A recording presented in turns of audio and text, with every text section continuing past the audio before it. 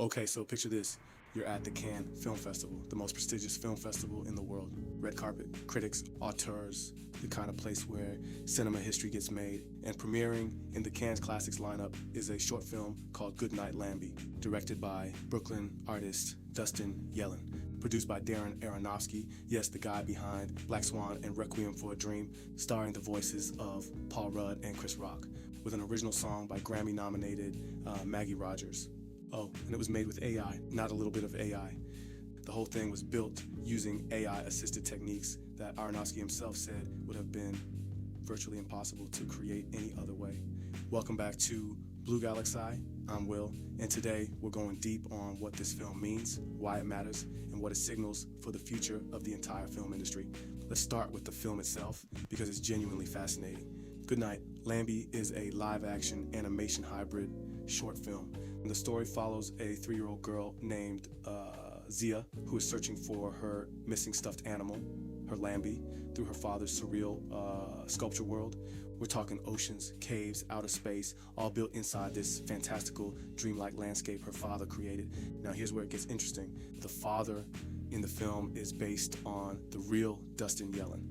And Dustin Yellin is a multidisciplinary artist whose actual work has been described as frozen cinema. He makes these massive glass sculptures, layered, collage-like, intricate, that have always looked like they belonged in a movie.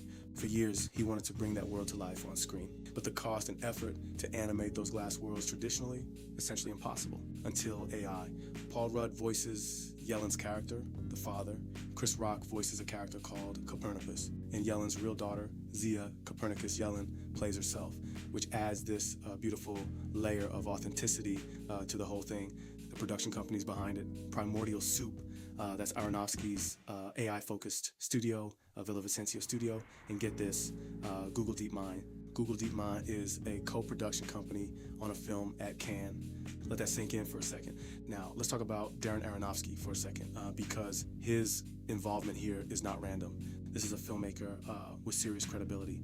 Black Swan, Requiem for a Dream, The Wrestler, Pi. These are not light films. These are boundary-pushing, visually stunning, emotionally devastating pieces of cinema.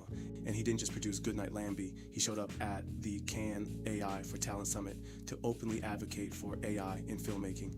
He said, and I'm paraphrasing here, that AI should be viewed as a creative tool, not a replacement for filmmakers. And he pointed directly to this film as proof. He also revealed that he's pushing forward with another AI project called On This Day, 1776, a series of 30 to 35 5-minute films about events from the American Revolution made under his Primordial Soup studio banner. The first part dropped in January and got a mixed reception, but Aronofsky called the whole thing purely experimental. Here's what's significant about all of this. When a filmmaker of Aronofsky's caliber stands on a stage at Cannes and says, AI is a creative tool that liberates artists, people listen. This isn't a tech bro talking about disruption. This is a serious artist saying AI helped him make something he couldn't have made otherwise. That's a different conversation entirely. So how did AI actually make this film possible? Dustin Yellin's glass sculptures are famously complex. They're built with hundreds of layers of glass and collage work. Frozen, intricate, impossible to capture in motion through traditional animation without an enormous budget and team. AI-assisted animation tools, the kind offered through platforms like Runway AI and backed by companies like Google DeepMind, allow artists to take visual reference material, apply motion, generate environments, and build scenes that would have required hundreds of artists and months of work. What AI did here wasn't replace the creativity. The vision was always Yellin's. The emotion, the story, the characters, all human. What AI did was serve as the production infrastructure that made the vision financially and logistically possible.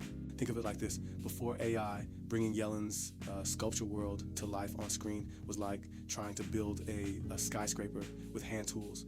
You could imagine the building, you could draw the blueprints, but the sheer labor and cost made it impossible.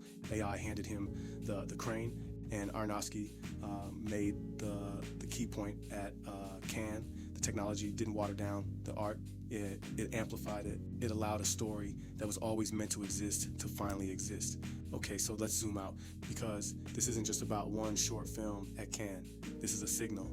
And in the film industry, signals from Cannes matter a lot. Right now, the film industry is going through one of the most turbulent periods in its history. Streaming disrupted distribution. The pandemic disrupted theatrical releases. The writers and actors strikes disrupted production. And now AI is disrupting everything. But here's the thing, disruption and opportunity are two sides of the same coin. For major studios, AI offers the ability to dramatically reduce post-production costs. Visual effects that once required armies of artists can now be assisted by AI tools.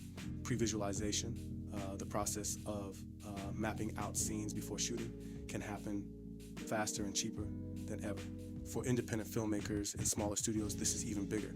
The barrier to entry for visually ambitious storytelling just dropped significantly. A filmmaker with a vision but a limited budget can now punch way above their weight. And for the creative professionals in the industry, writers, directors, cinematographers, production designers, AI is becoming a collaborator, not a replacement, a collaborator. That's the framing Aronofsky is pushing, and frankly, it's the right one. The films that will win at Cannes in 2030 won't be made entirely by AI, but they almost certainly will have been made with AI. So you might be wondering, what does all of this have to do with you or your business? Everything. Whether you're running a production company, managing a content team, building a streaming platform, or just trying to tell stories at scale, the same forces reshaping Hollywood are reshaping your world too.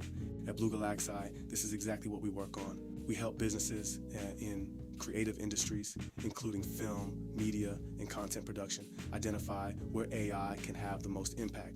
That could mean automating parts of your post-production pipeline. It could mean using AI tools to concept and pre-visualize projects faster. It could mean building systems that help your team produce more content at higher quality for less money. What Goodnight, Lamby proved at Cannes is that you don't need a Hollywood budget to use AI at a Hollywood level. You need the right strategy and the right tools. That's what we bring to the table. Goodnight, Lamby is more than a short film. It's a proof of concept. It proved that AI-assisted filmmaking can produce work worthy of Cannes. It proved that serious artists, not just tech experimenters, are embracing these tools. And it proved that the stories we couldn't afford to tell yesterday might be the films we're watching at festivals tomorrow. The film industry is changing fast. The question is, are you going to watch it happen or be part of it? If you're in the film, media, or creative space and you want to understand how AI can work for your production, reach out to us. DM us on any platform or head to Bluegalaxai.ai. And if you found this valuable, share it, because this conversation is just getting started. I'll see you in the next one.